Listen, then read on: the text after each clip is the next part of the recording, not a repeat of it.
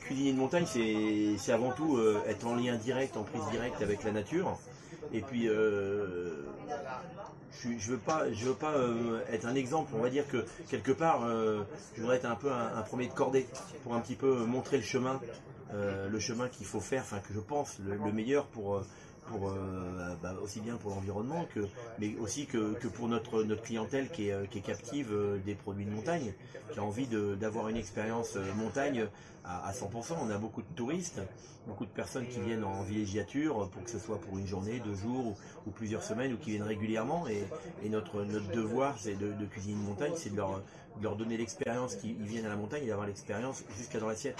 Et puis pour faire vivre aussi nos paysans, nos agriculteurs, nos pêcheurs et tous les circuits courts qu'il y a autour de nos villages. Alors moi le premier, j'essaye de m'approvisionner à une centaine de kilomètres à la ronde.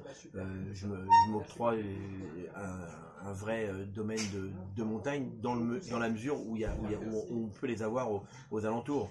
On va jusque dans les vallées Auvergne-Rhône-Alpes pour récupérer aussi bien les volailles en Bresse, ou voilà, on n'est pas ayatollah à se dire si c'est pas 10 km je vais pas le faire. Voilà, on est quand même assez flexible, mais dans la mesure où on peut le faire autour de chez nous, c'est important. Et puis des vrais messages à travers notre événement, c'est de faire prendre conscience aux restaurateurs de se dire il faut faire un sourcing local, il faut pas faire des photocopies de cartes où on peut être. Ça veut dire que si on a la chance d'avoir dans les semaines qui arrivent, d'avoir des belles infrastructures parisiennes qui vont s'installer à Megève, tout ce que je souhaite, c'est qu'on se retrouve pas avec du poulpe ou de la tomate mozzarella, ou alors des avocats, du foie gamole avec je parle de choses comme ça, des plats qui me viennent à la tête, mais il y a suffisamment de produits autour de nous pour les mettre en avant. Et puis je pense que même pour eux, même pour les personnes qui vont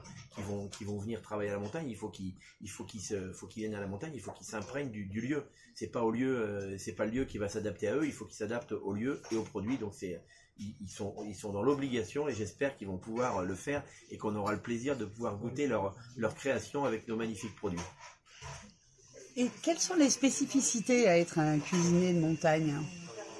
Cuisinier de montagne, après c'est cuisinier nature, c'est pas plus cuisinier de montagne ou cuisinier de plaine, c'est plus cuisinier de la nature. Ça veut dire s'adapter aux saisons, s'adapter à la météo, s'adapter un petit peu à être assez flexible. Je pense que plus ça va aller, plus les cartes vont être flexibles et pouvoir changer selon l'approvisionnement, de s'adapter.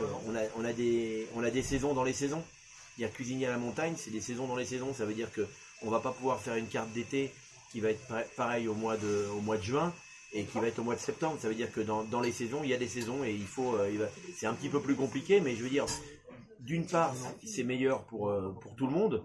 Et je pense même au niveau économique, je pense qu'en ayant une réactivité par rapport à la vraie saisonnalité, dans la saisonnalité, on a des rapports qualité-prix qui sont encore plus intéressants pour tout le monde, que ce soit pour les entreprises comme pour les clients.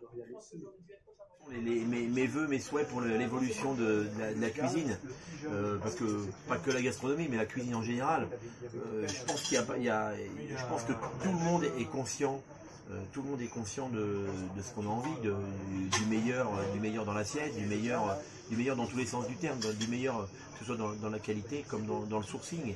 Je pense qu'on a eu la chance, après cette épreuve de Covid, d'avoir eu des gouvernements qui nous ont soutenus. Je pense que ça nous a soutenus et sauvé beaucoup d'entreprises pour pouvoir être pérennes et pouvoir continuer à bien travailler. C'est peut-être l'occasion de s'en servir comme une nouvelle page blanche, pour pouvoir changer, prendre des nouvelles décisions, des nouvelles façons de vivre, des nouvelles façons de travail. Il y a plein de choses à faire, que ce soit la qualité de travail pour nos équipes. Il y a une évolution du métier qui est inévitable, qui est obligatoire, et je pense que c'est enclenché. Si on peut accélérer, si le Covid ça nous permet d'accélérer le système, de pouvoir être meilleur dans tous les sens du terme, et je pense que ça pourrait être que mieux, et puis qu'il y aura un vrai résultat. Alors des manifestations comme on fait, c'est bien parce que ça, il y en a, si même on fait prendre que quelques restaurants prennent conscience de notre message, et c'est gagné. Même s'il y en a qu'un seul qui change, et ce sera déjà ça de gagner, et puis faut avancer. Le fait d'être compagnon, est-ce que c'est quelque chose qui influence beaucoup ton travail? Alors, le fait d'être compagnon du Tour de France, non, ça influence pas du tout mon travail. Pour moi, le compagnonnage, c'est pas une façon ça influence pas le travail. C'est une façon de vivre. C'est une façon de vivre. Alors le compagnonnage, je le vis pas nécessairement en Cayenne parce que je suis pas actif dans le compagnonnage, mais pour moi le compagnonnage, c'est de vivre la transmission. Et ça c'est le plus important, c'est de vivre la transmission et puis de faire évoluer les personnes qui sont autour de moi. Le plus grand bonheur que j'ai quand je vois quelqu'un rentrer qui reste 6 mois ou 5 ans ou 10 ans, c'est de se dire voilà, il a appris, il ressort, il est content de son expérience chez moi, donc ça pour moi c'est une vraie réussite. Quelqu'un qui part de chez moi et je vois pas d'évolution, pour moi c'est un vrai échec pour moi. Pour moi, l'important c'est d'avoir quelqu'un qui a passé un moment chez moi et qui ressort meilleur professionnellement, humainement et qui fera passer le message de la transmission après moi.